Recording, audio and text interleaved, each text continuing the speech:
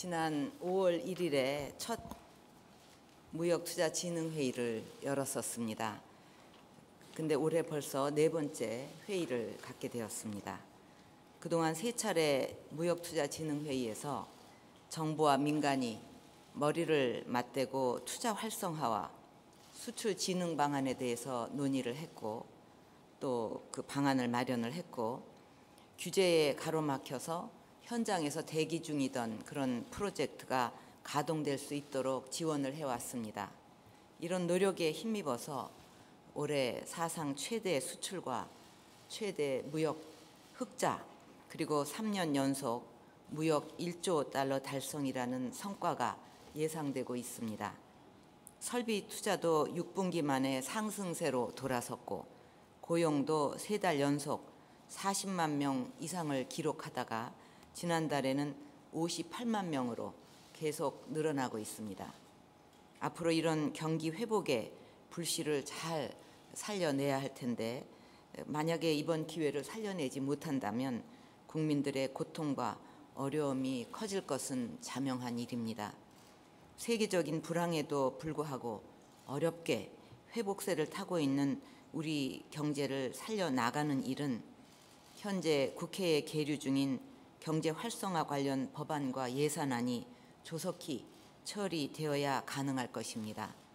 특히 외국인 투자 촉진법과 같이 투자 관련 법안들이 통과되지 않고 계속 지연되고 있어서 이러다 무산되지 않을까 정말 걱정입니다. 민생과 관련된 주요한 법안들이 정쟁의 대상이 되어서는 안 될 것입니다.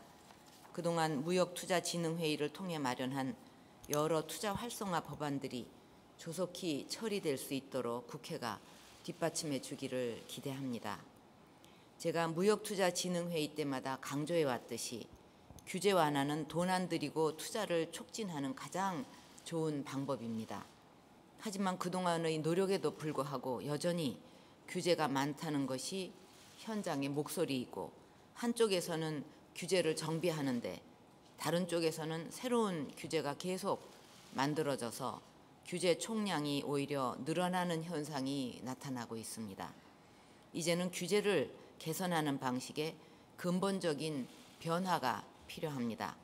정말 꼭 필요한 규제만 남겨두고 나머지는 다 푼다는 각오를 가지고 적극적으로 추진해야 할 것입니다.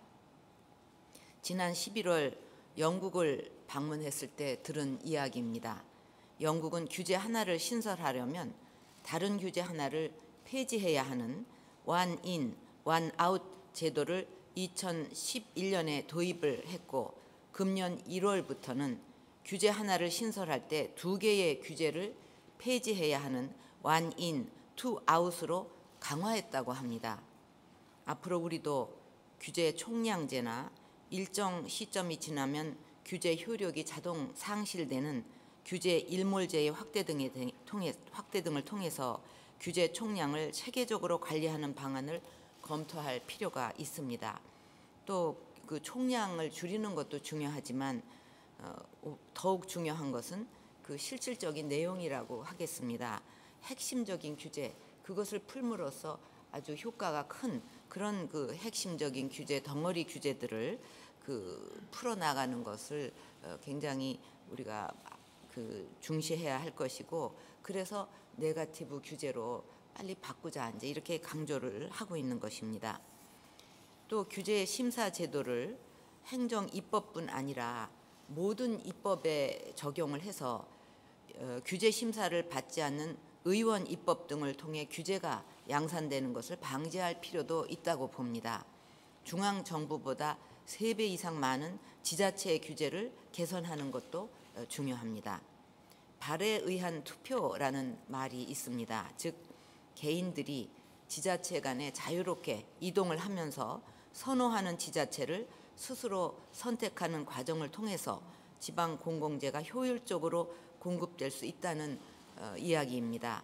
앞으로 각 지자체의 규제 정보를 투명하게 공개를 해서 서로 비교해 볼 수 있도록 하면 기업들이 자연스럽게 규제가 적은 지자체를 찾아가서 투자를 할 것이고, 지자체 간의 규제 완화 경쟁을 유도할 수 있을 것입니다.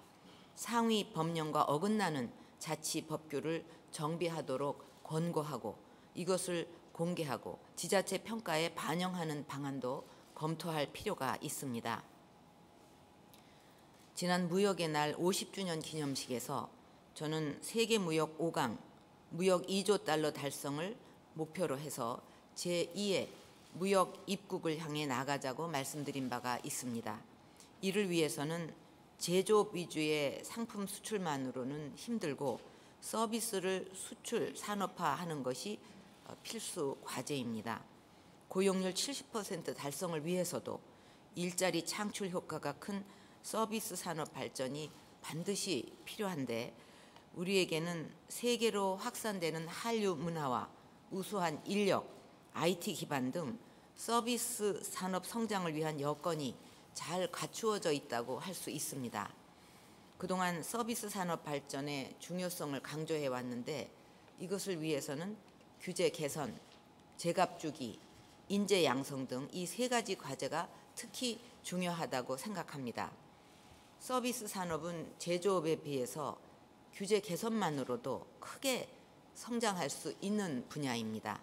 하지만 제조업보다 훨씬 높은 규제의 장벽에 가로막혀서 산업 발전이 지체되어 왔습니다. 공공성을 저해하지 않으면서도 서비스 산업 발전에 실질적인 도움이 될 수 있는 창의적이고 실용적인 규제 개선 방안을 만들 필요가 있고 국민들을 잘 설득하면서 추진해 나가야 할 것입니다. 서비스에 대해 제값을 주는 제도와 관행을 정착시키는 것도 중요합니다. 우리 사회에는 서비스는 공짜라는 인식이 팽배해 있고 여기에 원가를 따지기 어려운 서비스의 특성이 겹치면서 헐값으로 서비스를 구매하려는 관행이 퍼져 있습니다.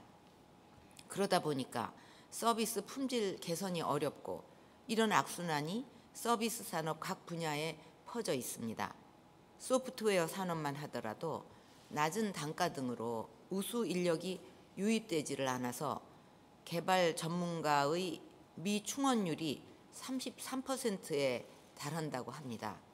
앞으로 공공부문부터 솔선수범해서 예산 단가를 현실화하고 국가계약 제도를 개선하는 등 서비스에 대해 제값을 주는 그런 제도와 관행을 정착시키고 또 민간으로 확대시켜야 할 것입니다. 제조업에서도 사람이 중요하지만 서비스는 사람을 통해서 최종 소비자에게 전달이 되는 만큼 우수 인재를 양성하는 것이 무엇보다 중요하겠습니다. 서비스 제값 주기를 통해서 고급 인력 유치를 위한 기본 여건을 조성하고 직무 능력 평가 시스템을 통해서 학벌이 아니라 능력으로 인정받는 환경을 만들어 가야 하고 중소기업도 역량 있는 인재를 선발할 수 있는 체제를 꾸준히 구축해 나가야 하겠습니다. 또 일하면서 학위를 받을 수 있도록 민간 인력 양성 기관을 지원하는 노력을 통해 젊은 인재들이 서비스 산업에 들어와서 마음껏 그 능력을 발휘할 수 있는 환경을 만들 필요도 있다고 생각합니다. 오늘 회의를 통해서 서비스 산업 발전과 경제 활성화를 위한 좋은 방안들이 많이 논의될 수 있기를 바랍니다.